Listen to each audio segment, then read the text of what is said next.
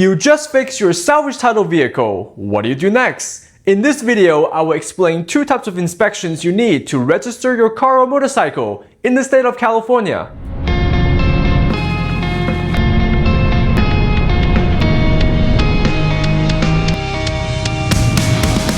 The first inspection you need to pass is the Vehicle Safety System, formerly known as Brake and Light Inspection. Installing stock turn signals is the easiest way to pass. Make sure you test everything before scheduling inspections. I'll go into detail about what to check for.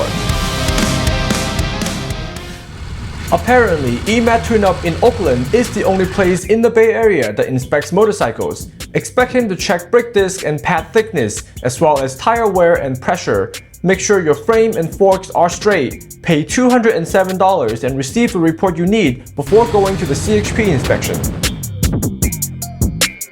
The second inspection is done by CHP, scheduled in advance because appointments fill up quickly. Basically, they're checking for your DMV paperwork, odometer miles, and making sure the engine, frame, and all bodywork are not from a stolen vehicle.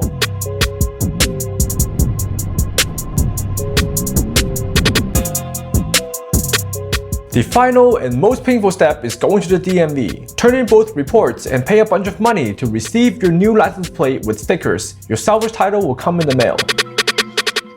I hope this video clarifies some information floating around on the internet. If you enjoyed this video, please give me a thumbs up and subscribe for more useful motorcycle tips. Thank you so much for watching OTM Cars and Motorcycles. I'm your host Kong Wen, and I'll see you next time with something amazing.